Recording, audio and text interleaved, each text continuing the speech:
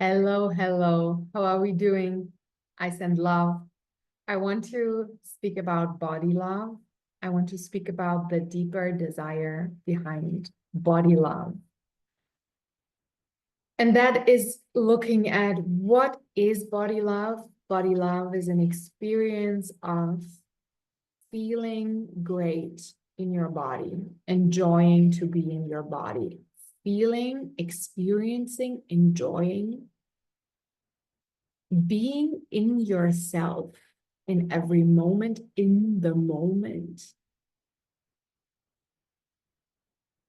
And yes, it's a part to be able to look in the mirror and to love what you see and who you see.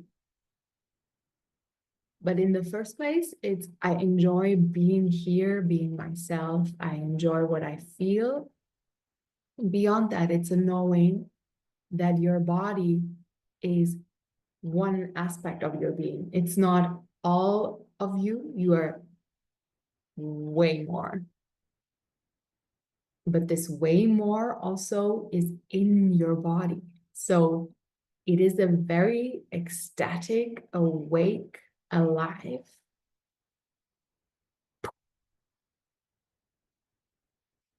knowing that even includes that you don't know. So there is a surprise, there is an factor about this, like a peaceful excitement, peaceful. We could say it's ecstasy, and I'm trying to give words to ecstasy, and maybe that is the best word. The reason why I love looking at body love is because I know it's hard how the suffering around I want to look a certain way. My relationship with food is difficult. I have cravings. I don't like how I eat. This is a prison, and I want to support women stepping out of this prison. So this is the deepest layer. I have been there. It's horrible. Body love is a doorway.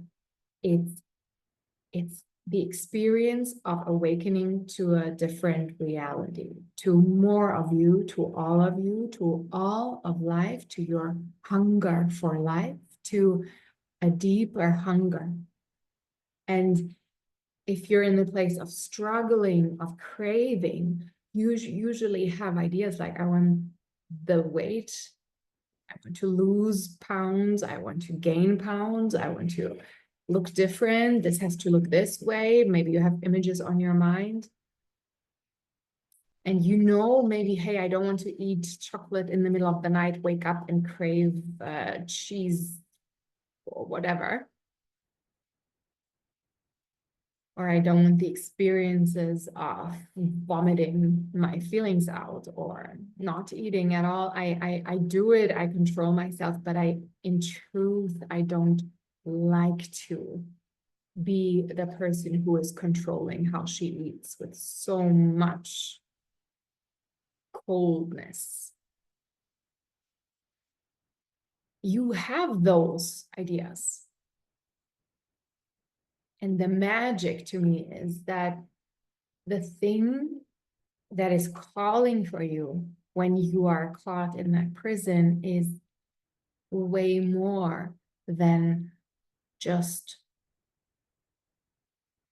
the solution you think. I had many struggles with, do I want to tell women this is for you to step out of body issues, and then also as a byproduct, you will lose the weight? Because I could also say, hey, I help you to lose weight. I help you to get your dream body.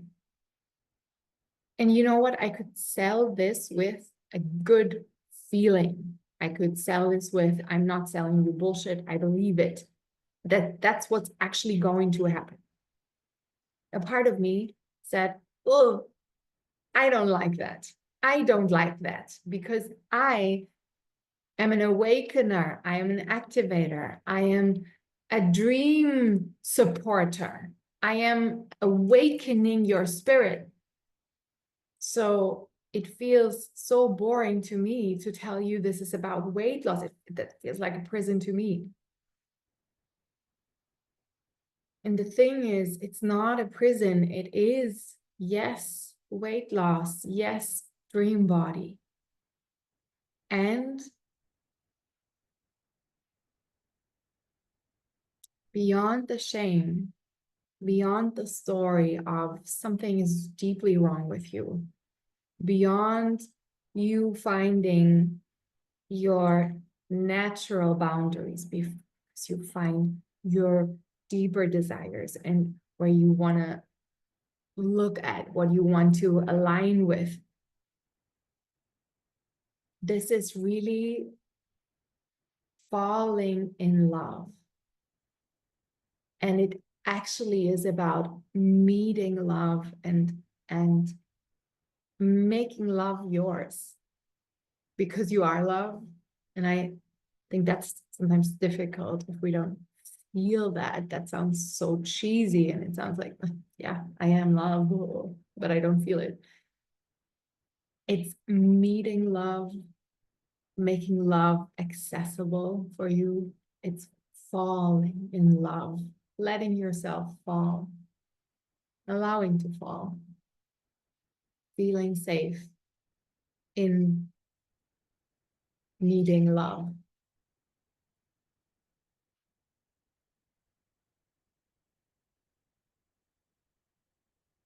Love is a form of safety. When we try to control our food, we crave safety. We crave control is a crave for, I want to have it this way.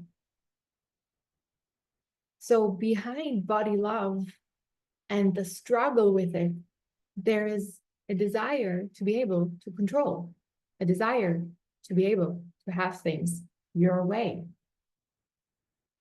Body love in my world is you learning how to have things your way with every experience you had before, with all you are, with all the things you're struggling with all stories you think you will never be able to overcome, with every limitation you right now think no one, and also not Cecilia, will be able to support you with.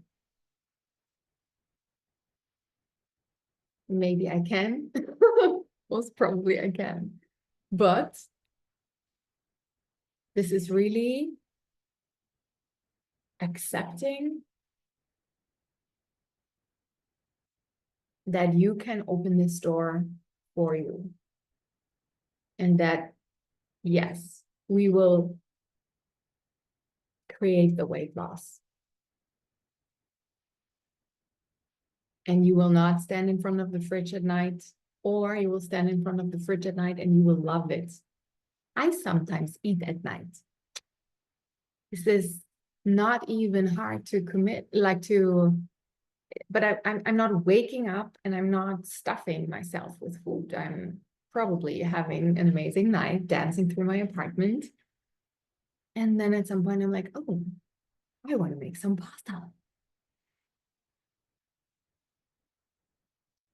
And yeah, I could get healthier in that sense. I mean, it happens like every 2 years, I would say.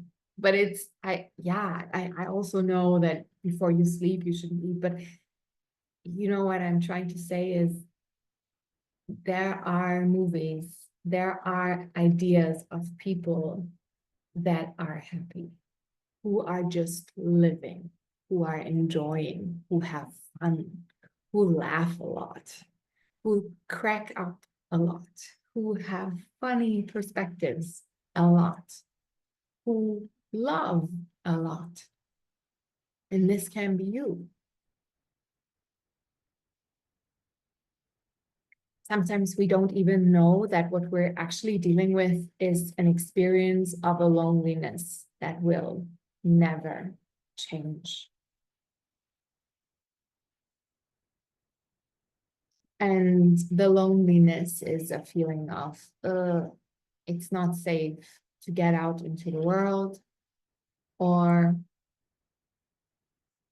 I just know that as who I am, as the weirdo no one gets, I will never be understood, so I will never be met. I will never be seen. I will never be truly understood. And we have this desire to be felt with all we are.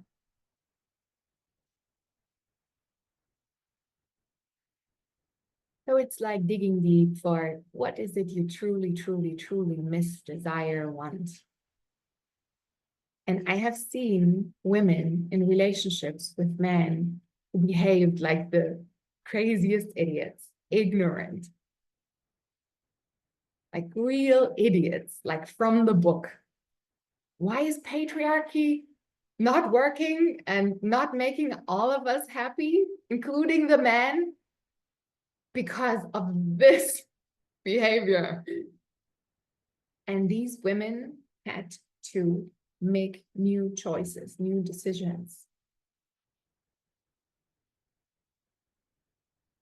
And that is work around forgiveness. That is work around, okay, but he did that. And this was not okay. And how, ugh. It's like, yes, can you decide to give him a better part, a better role, a better character in your movie? Can you make that decision? Do you dare to already have forgiven? Because can you dare to take on all your creative power? The fact that you are a creator, can you dare to not even need the apology? Can you accept that you made him an idiot?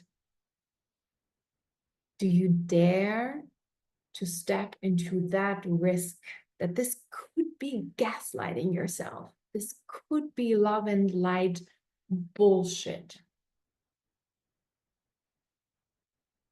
This could be another coach that tells you you don't have space and time to process pain and sadness, or it could just all happen at the same time or in perfect flow, and it's all wanted and all embraced. But can you dare to become really, really, really powerful as a creator?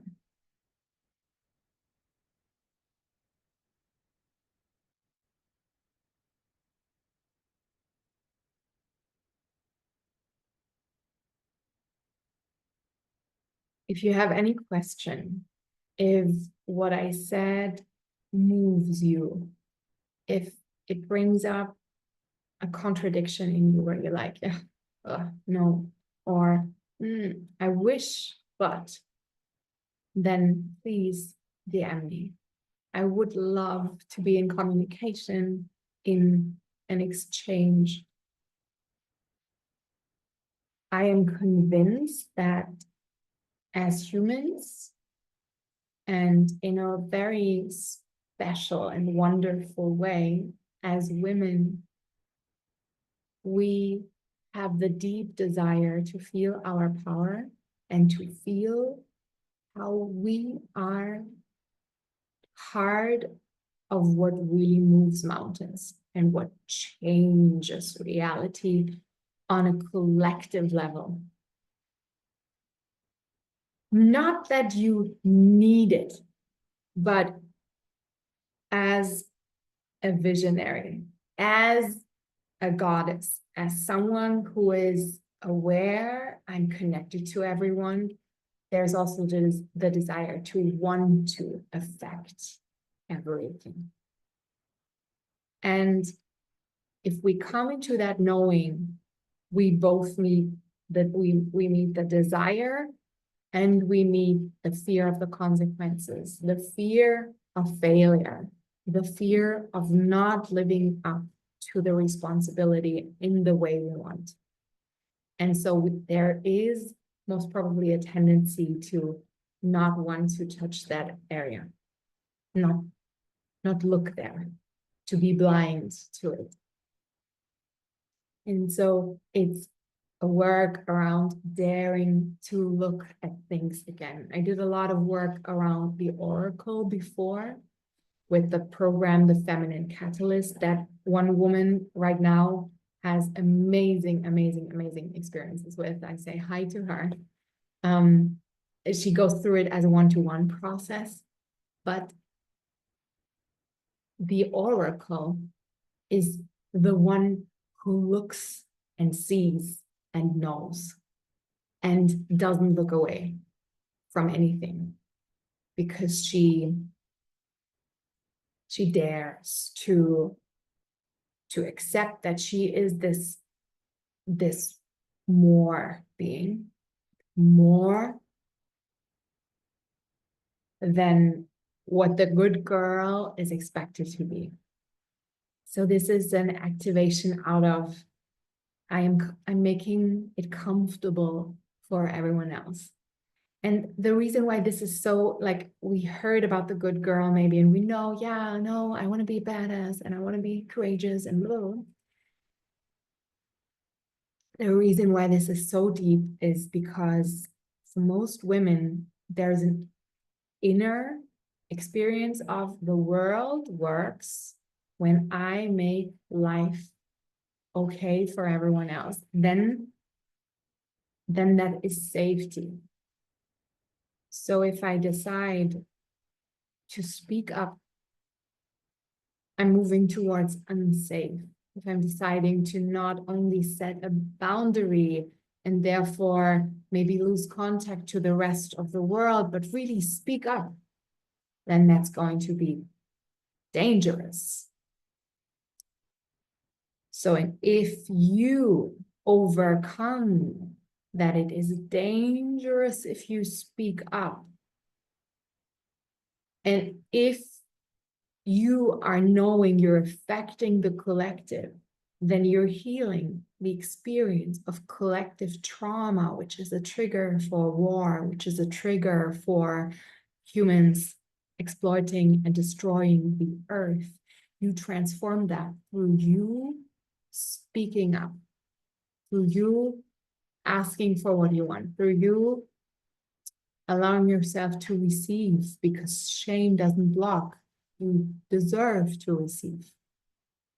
Your well-being is healing, and what I mean by healing, it's remembering everything and anything in your consciousness as much as you allow of true nature, true essence, of goodness, of I remember I am goodness, so I don't have to play out I'm an asshole.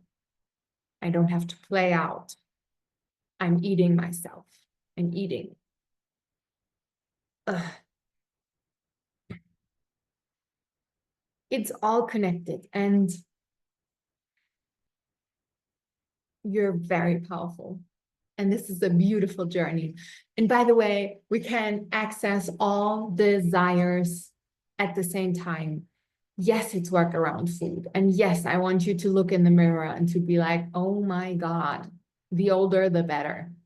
Aging is bringing up more beauty, which is revolutionary in this world. And it's so much more. DM me with your questions, or if you're ready and excited to go on this journey. And yeah, really with anything that comes up for you, I'm very, very much looking forward to be in contact. I send so much love.